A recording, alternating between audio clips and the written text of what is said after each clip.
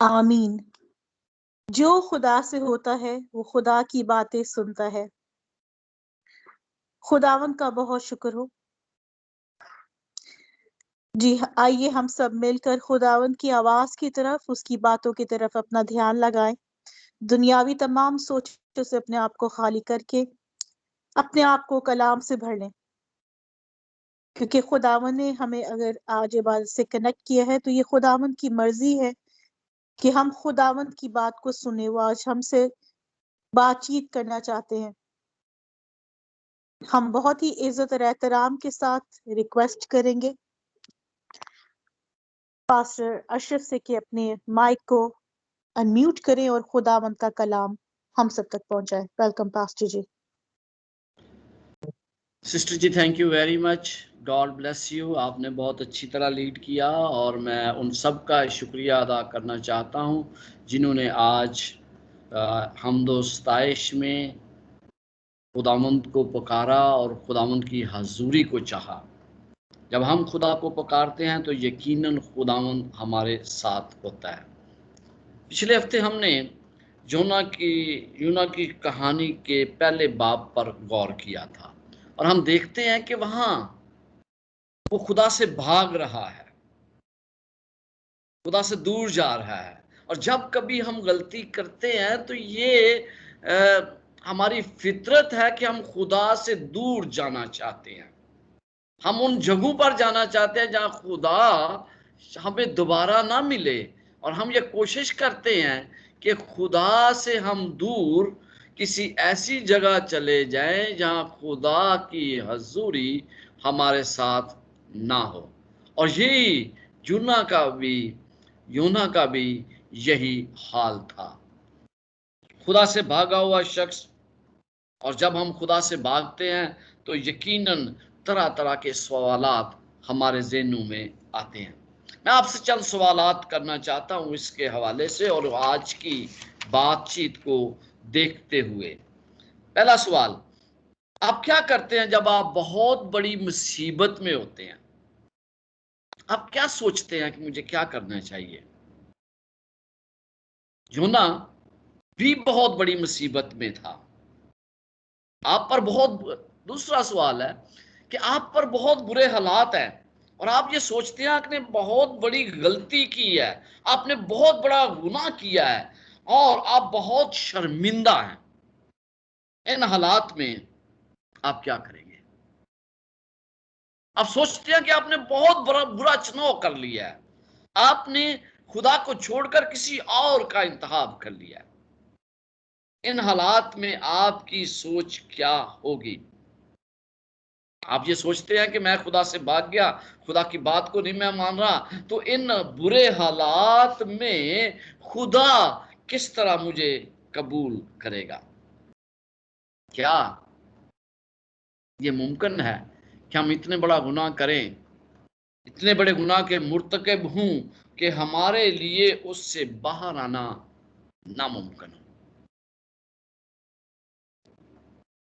आपने शायद पिछले हफ्ते या इस हफ्ते किसी के साथ बहुत बड़ी नाइंसाफी की हो, बुरा किया हो, और फिर आप सोचते हो कि यार मैंने ये क्या कर दिया, मुझे ऐसा नहीं करना चाहिए था। तो फिर इसका हल आपकी नजर में क्या है? जो ना भाग रहा था, और वो किसी और से नहीं बल्कि खुदा से भाग रहा था। और जब हम उसका दूसरा बाब देखते हैं ना, तो वो खुदा की तरफ भाग रहा है। यू टर्न ना, बहुत बड़ा यू टर्न। क्यों वो खुदा की तरफ दोबारा भाग रहा है? वो तो खुदा को छोड़ देना चाहता था। जब बुत परस्त लोग दुआ कर रहे थे तो वो तो दुआ भी नहीं करना चाहता था। अब क्या हालात तब्दील हुए? अब क्यों वो ऐसा करना चाहता है? क्योंकि वो खुद एक बहुत बड़ी मुसीबत में है। जब कभी हम किसी मुसीबत में होते हैं तो हम खुदा को पुकारते हैं, और हमारे लिए खुदा के पास आना सबसे बेहतरीन है, क्योंकि वो हमारी दुआ को सुनता है। यूना की दुआ उसके तजर्बे को जाहिर करती है। जब मछली ने योना को निगल लिया तो उसे यकीन नहीं था कि वो कहां आ गया है। तो वो जानता नहीं था, वो बहुत बड़ा हराम था, और वो जानता नहीं था कि उसको समुद्र में तो फेंक दिया गया है, लेकिन वो कहां है और जिंदा भी है। उसने सोचा होगा, यार ये क्या है, शायद खुदा की नाफरमानी की वजह। क्या मैं बच सकता हूं? क्या मैंने इतना बड़ा गुनाह खुदा के खिलाफ किया है कि मैं खुदा से दुआ भी नहीं करना चाहता था, और फिर खुदा ने मुझे क्या बचा लिया? ये उसके लिए बहुत बड़ी हैरानगी थी, क्योंकि वो जानता था कि जब उसको समुद्र में फेंका गया तो उसकी मौत यकीनी थी, किसी सूरत में वो जिंदा नहीं बच सकता था। और उसका बच जाना किसी मोजज़े से कम नहीं था। शायद कभी कभी हम भी किसी ऐसे बड़े गुनाह के मुर्तकिब हुए हों जिसमें हम सोचते हूं कि हम इससे निकल नहीं सकते, लेकिन खुदा हमें फिर हैरान करता है। खुदा क्योंकि हमें माफ कर देता है, इसलिए हम हैरान होते हैं कि खुदा का फजल कितना बड़ा है। बस बात हम गुनाह करते हैं, और बहुत से गुनाह करने के बाद लोग खुदा से दूर चले जाते हैं। वो सोचते हैं कि खुदा मुझे माफ नहीं करेगा क्योंकि मैंने उसको ठकरा दिया है, मैंने उसको रद्द कर दिया है। मैंने खुदा का मंसूबा मेरी जिंदगी के लिए बहुत बड़ा था, लेकिन मैंने उस मंसूबे को अपने कामों की वजह से रद्द कर चुका हूं। आपको मूसा की मिसाल याद है। मूसा उस खुदा खुदा मूसा को इस्तेमाल करना चाहता था, और उसने किया भी। लेकिन जब वो जवान था, 40 साल का, तो उसने ऐसा काम किया कि उसको भागना पड़ा। थोड़ी देर के लिए सोचें कि जब उसने मिस्री को कत्ल करके दबा दिया और दूसरे दिन उसको पता चला कि इसकी क्या नताइज हो सकते हैं, तो वो भाग गया ना मिस्र से। अब उसकी सोच क्या थी? वो क्या सोचता हुआ जा रहा होगा कि खुदा के पास मेरे लिए एक मंसूबा था, लेकिन मैंने उस मंसूबे को अपनी इस हरकत की वजह से खत्म कर दिया है। और बाज़ शायद हमारे साथ भी ऐसा हो कि हम सोचे कि खुदा का मंसूबा बहुत बड़ा था, लेकिन मैंने उसको तबाह कर दिया। तो अजीजो, इस यूना यूना की मिसाल को याद रखें कि खुदा मुझे बड़े से बड़ा गुनाह भी माफ करने की कुदरत रखता है। खुदा के खिलाफ बगावत, तो खुदा ने वो भी उसको माफ कर दिया। शैतान ये कोशिश करता है कि मैं अपने अंदर ये सोच पैदा करूं कि मेरा गुनाह माफ नहीं हुआ। इतना बड़ा गुनाह खुदा किस तरह माफ कर सकता है? शैतान की ये सोच है, और वो बाज़ हम पर ये मसल्लत कर देता है, और हम खुदा से दूर चले जाते हैं। हम कहते हैं हमने बहुत गुनौना जुर्म किया। लेकिन याद रखें, योना ही नहीं, पूरी बाइबल ऐसी मिसालों से भरी पड़ी है जहां खुदा ने बार बार अपने लोगों को माफ किया। क्या खुदा ने दाऊद का गुनाह माफ नहीं किया? कत्ल, जिनाकारी, झूठ, प्लान्स, बुरे मंसूबे, ये तमाम उसने किया, लेकिन खुदा ने उसको माफ कर दिया। खुदा ने मरियम मगदलीनी को माफ कर दिया। जब भी खुदा के लोग उसके पास आते हैं तो फिर उन्हें माफी का तजर्बा होता है, जिस तरह योना को भी माफी का तजर्बा हुआ। वो बड़ा हैरान हुआ जब उसकी जिंदगी बख्श दी गई, तो और वो मछली के पेट में खुदावंद से दुआ करता है। यू टर्न तो उसने ले लिया, यानी वो खुदा से भाग रहा था, वो खुदा के नजदीक आना चाहता है। योना की दुआ का जवाब हकीकत में उसके ईमान की अक्कासी है कि उसका ईमान कितना बड़ा था जब उसको ये यकीन हो गया कि खुदा ने उसको माफ कर दिया। और फिर उसको पता था कि खुदा हर चीज पर कंट्रोल रखता है, खुदा कुछ भी कर सकता है, और खुदा, वो जानता था कि खुदा उसे रहाई अता कर सकता है अगर वो खुदा के साथ वफादार रहे और उससे दुआ करे। उसे यकीन हो गया कि खुदा की सफात को बड़ी अच्छी तरह जानना मेरे लिए कितना जरूरी है। वो जानता था कि खुदा उसे हर सूरत में माफ कर देगा, चाहे उसने कुछ भी किया हो। उसे यकीन था कि उसकी जिंदगी बख्श दी गई है। तो अजीजों, क्या आपको और मुझे यकीन होता है बस का जब हम गलतियां करते हैं तो क्या आप यकीन करते हैं कि खुदा आपको माफ कर देगा? कई ऐसी गलतियां हम करते हैं जो हमें ये सोचकर हम उनको माफी भी नहीं मांगते कि खुदा शायद मुझे माफ ना करे। एक बात मैं आपसे करना चाहता हूं। जो ना मछली के पेट में था, खुदा से दुआ करता है। एक बिल्डिंग है, एक घर है, उस जगह को कौन सी चीज मुकद्दस करती है? उस जगह को जब हम दुआ करते हैं तो वो चीज मुकद्दस करती है। जगह में कोई इतनी कोई क्या कहते हैं, करमात नहीं पाए जाते कि वो खुद से पाक होती है। जब हम दुआ करते हैं, उसके नाम के गीत गाते हैं, तो वो जगह पाक हो जाती है। तो मछली के पेट में वो दुआ करता है और वो जगह खुदा का मकदस बन जाती है। जहां भी खुदा के लोग उससे दुआ करते हैं किसी तरह के हालात में भी, वहां खुदा होता है और वो उसका मकदस बन जाता है। मछली के पेट में खुदा का मकदस बन गया मेरे अजीजों। खुदा ने उसकी दुआ को सुना। खुदा वहां दुआ सुनने के लिए तैयार था। वो मुसीबत में दुआ करता है। ज़बूर में भी इस बार बार कहता है कि जब मैं मुसीबत में तुझे पुकारूं तो फिर खुदावंद तू जवाब देता है। यूना नबी जहां पर बार बार वो ज़बूर के हवाला जात देता है। मैंने बहुत से हवाले जात देखे जो तमाम उसकी दुआ थी वो ज़बूर में पाए जाने वाले हवाला जात से मुंसलिक है।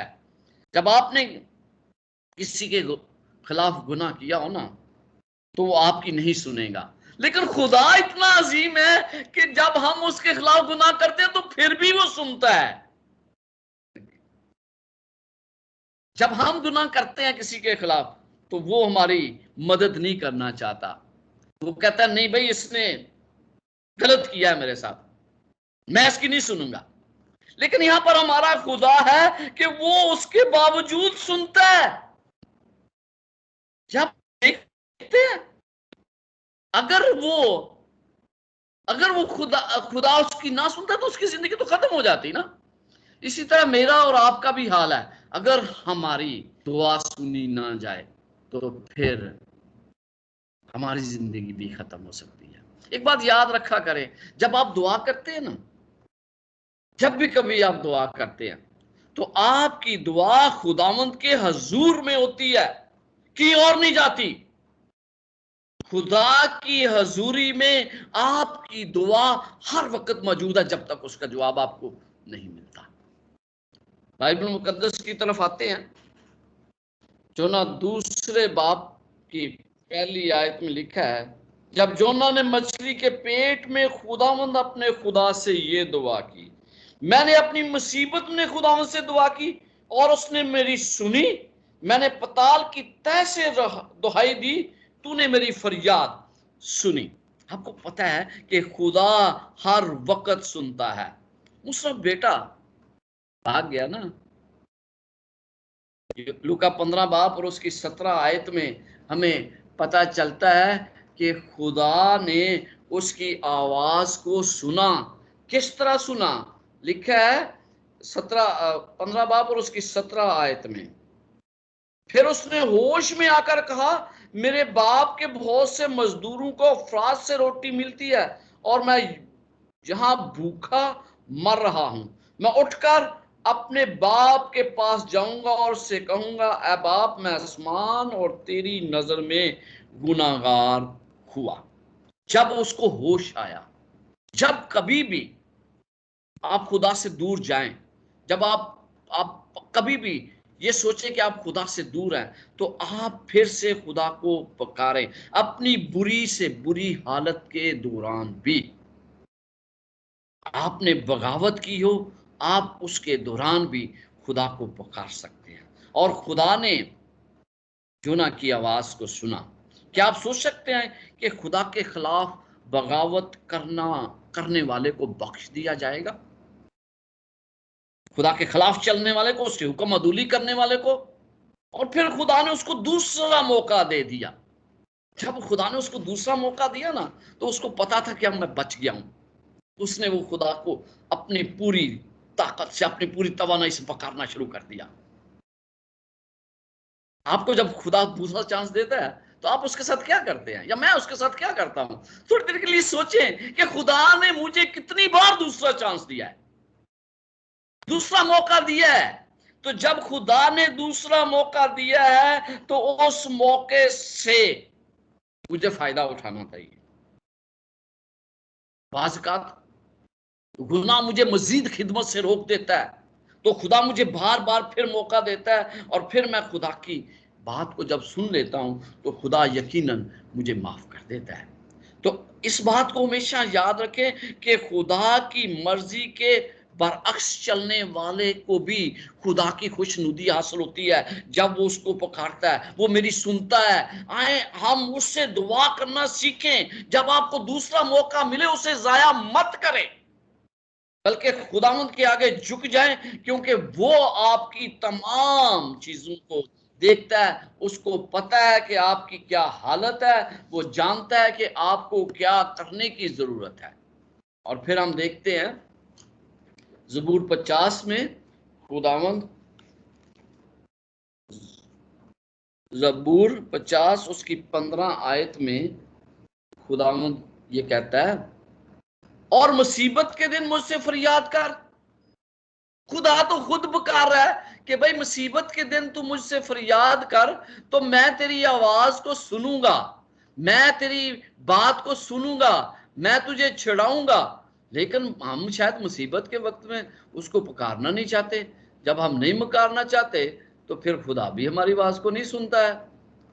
तो हम कहते, क्या कहता है, और मुसीबत के दिन मुझसे फरियाद कर और मैं तुझे छुड़ाऊंगा और तू मेरी तमजीद करेगा। जब खुदा मुझे मुसीबत के दिन छुड़ा लेता है तो फिर मेरे लिए जरूरी है कि मैं उसकी तमजीद करूं, मैं उसके हजूर हाजिर हूं। खुदा मुझे छुड़ाता है, खुदा मुझे पताल से निकाल लेता है, खुदा मुझे कब्र की तह से निकालता है। वो ये कहता है, यूना क्या कहता है, कहता है कि मैं कब्र की तह में हूं, पताल। उसको पता कि वो कहां है। वो जानता था कि शायद उसकी जिंदगी खत्म हो जाए, लेकिन उसको उम्मीद थी जब वो बच गया।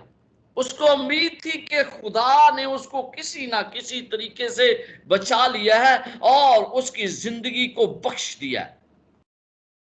वो सोचता था कि शायद अब पता नहीं क्या हो मेरे साथ, लेकिन खुदा जो है वो तो हमेशा अपने लोगों को हर तरह की सहूलत अता करता है।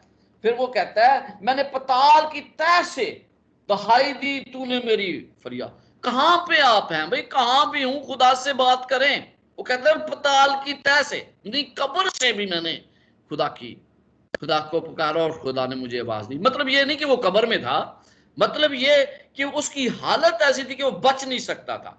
अब उसने क्या किया, ये मुझे क्या सबक देता है? वो कहता है कि कहीं भी मैं हूं, खुदा मुझे बचाने की कुदरत रखता है और मेरी दुआ को सुन सकता है।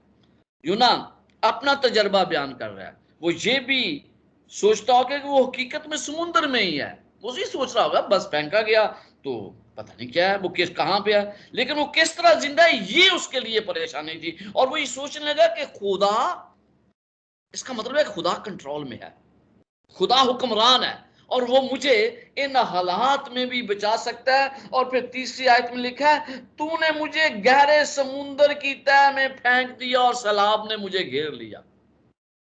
सैलाब ने मुझे घेर लिया, मैं गहरे समुंदर में हूं।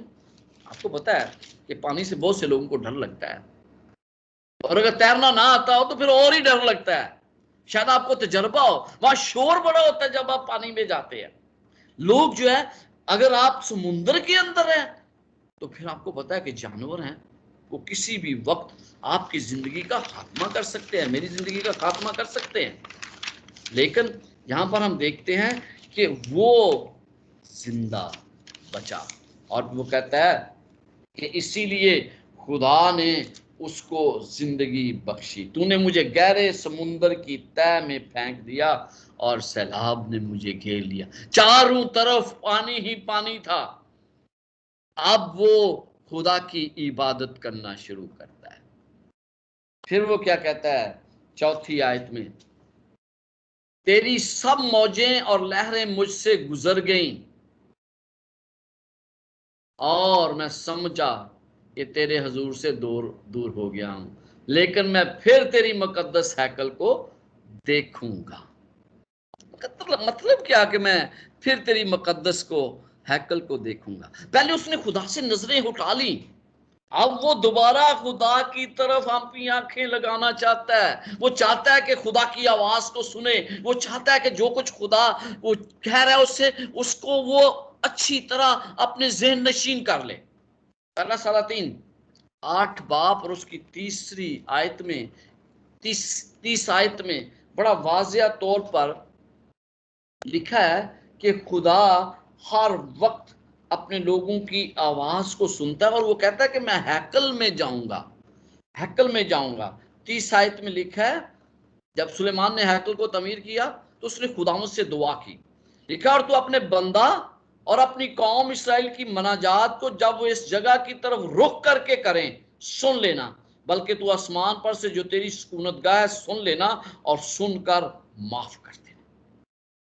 यहां पर वो क्या कहता है, वो कहता है कि मैं मकदस की, लेकिन मैं फिर तेरी मकदस को देखूंगा, मैं तेरी तरफ नजरें लगाऊंगा, तू मेरी दुआ को सुनेगा। और आपको पता है दानियल 6 बाब और 10 आयत में लिखा है कि दानियल को जब ये पता चला कि उसके उसके लिए एक हुक्म सादर हो गया है कि अगर उसने किसी और खुदा की इबादत की तो उसको मार दिया जाएगा, तो उसने कोई भी ऐसा फेल नहीं किया कि वो दुआ को रोक दे।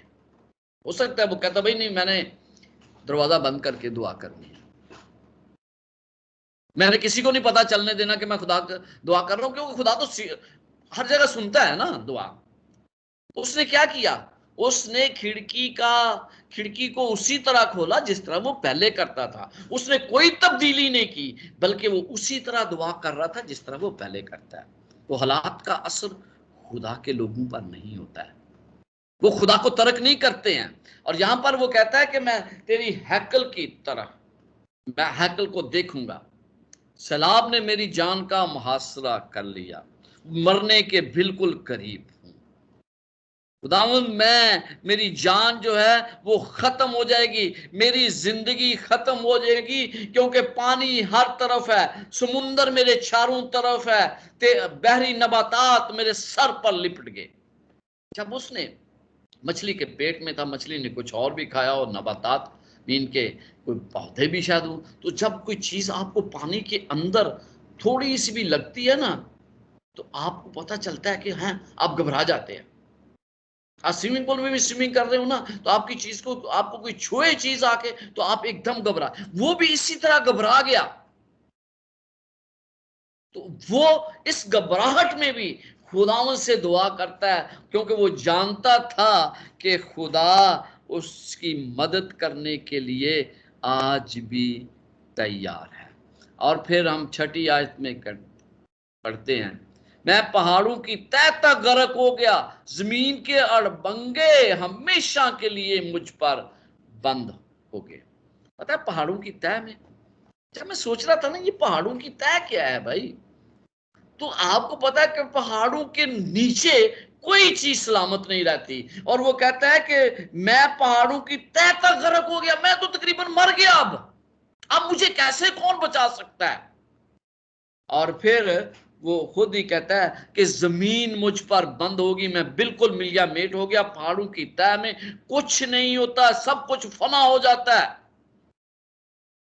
वो किस मकसद के लिए जिंदा था, वो सोचने लगा कि अब मैं यहां से कभी बाहर नहीं निकलूंगा, ये नहीं कि उसको यीशु मसीह की दूसरी आमद पर यकीन नहीं था कि मैं हमेशा यहीं पर रहूंगा, नहीं, वो ये जानता था, वो उस वक्त की बात कर रहा था जब वो उस मछली के पेट के अंदर था।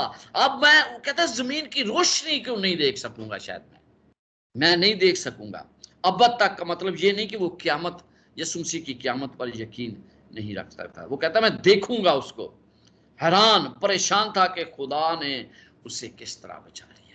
तमाम हालात उसके सामने थे। और फिर हम पढ़ते हैं बाइबल मुकद्दस में बड़ा लिखा है, जब मेरा दिल बेताब हुआ तो मैंने खुदावंद को याद किया। अजीजों, किसी भी जगह पे हूं, किसी भी तरह के हालात में हूं, खुदा को याद करें, खुदा को याद करें, क्योंकि वो ये भला है और फिर वो मेरी दुआ को सुनता है। और लिखा है मैंने खुदावंद को याद किया और मेरी दुआ तेरी मुकद्दस हैकल में तेरे हजूर पहुंची। तो खुदा जो है, जब मैं दुआ करता हूं तो वो पहुंचती है। पहले तो वो दुआ नहीं करना चाहता था, बुत परस्त दुआ कर रहे थे और वो सो रहा था। आपने फर्क देखा कि वो उस वक्त तो दुआ करना ही नहीं चाहता था, लेकिन अब जब उसकी जिंदगी को बख्श दिया गया तो खुदा ने उसको माफ कर दिया और वो दुआ भी करता है। थोड़ी देर के लिए बुत परस्तों का और इसका मुआवजा करें और ये सोचें कि वो बाद में क्या करते हैं। वो खुदा की हमदोस्ताइश करते हैं, लेकिन नबी जो है वो नहीं करना चाहता। तो इसलिए कितना जरूरी है कि खुदा के लोग होते हुए हम उससे दुआ करना सीखें। 8वीं आयत में लिखा है, जो लोग झूठे मबूदों को मानते हैं वो शफ़क़त से महरूम हो जाते हैं। अगर आप चाहते हैं कि खुदावंद की शफ़क़त आप पर हो, अगर आप चाहते हैं कि खुदावंद की मेहरबानी आप पर हो, आप चाहते हैं कि खुदा का फजल आप पर हो, तो फिर उसकी इबादत करना सीख जाएं और लायक तौर पर उसकी इबादत करें जिस तरह वो चाहता है। खासकर मेरी दुआ का जवाब क्यों नहीं मिलता, उसकी वजह यह है कि मैंने अपने आप को उस मकाम तक नहीं पहुंचाया जहां खुदा मेरी दुआ को सुने। मुझे पहले अपने आप को उस मकाम तक पहुंचाना है जहां पर खुदा मेरी आवाज को सुने और वो मेरी दुआ का जवाब देना चाहे। आए हम इस बात को मत भूलें कि खुदा के हजूर मेरी दुआ कैसे पहुंच सकती है। मैं हमद करता हूं, 9वीं आयत में कहता है, तेरे हजूर कुर्बानी गुजरानूंगा, मैं अपनी नजरें अदा करूंगा। खुदा की शुक्रगुजारी करता है कि खुदा ने उसकी जिंदगी को बख्श दिया है। कहता है मैं अपनी नजरें अदा करूंगा। निजात खुदावंद की तरफ से है। और जब वो ये कहता है कि निजात खुदावंद की तरफ से है, फिर क्या हुआ? देखें, खुदा जो है ना, वो फितरत पर बड़ा कंट्रोल रखता है। फितरत उसके तहत चलती है और जब फितरत उसके तहत चलती है तो हमें पता चलता है कि तमाम चीजें उसके मतहत है। मैं ये चाहता हूं कि आप मेरे साथ अय्यूब 38 बाब और उसकी 39 आयत निकालें। सबूर 38 अय्यूब 38 बाब और उसकी 39 आयत, 39 वर्स। लिखा है, क्या तू शेरनी के लिए शिकार मार देगा या बब्बर के बच्चों को आसूदा कर देगा?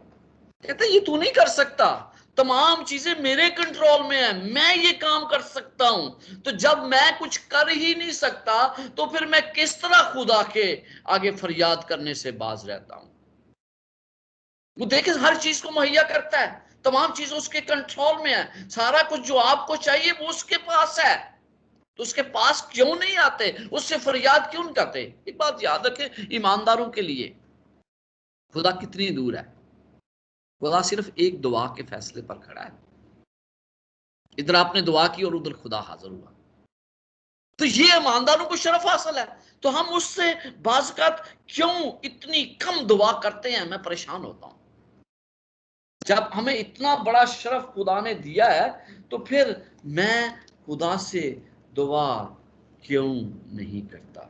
कुलसियों 1 बाब और उसकी 12 से 17 आयत मैं पढ़ना चाहता हूं, और मैं ये चाहता हूं कि आप इसको बड़े गौर से सुने कि खुदा जो है वो मसीह में मुझे किस तरह जिंदगी अता करता है। एक है कुलसियों 1 बाब और उसकी 12 से 17 आयत। बाइबल मुकद्दस में लिखा है, और बाप का शुक्र करते रहो जिसने हमको इस लायक किया कि नूर में मुकद्दसों के साथ मेरास का हिस्सा पाए। तो जब हमें खुदा माफ कर देता है तो फिर हम उसके मुकद्दस लोगों की मेरास में हिस्सा हासिल कर लेते हैं।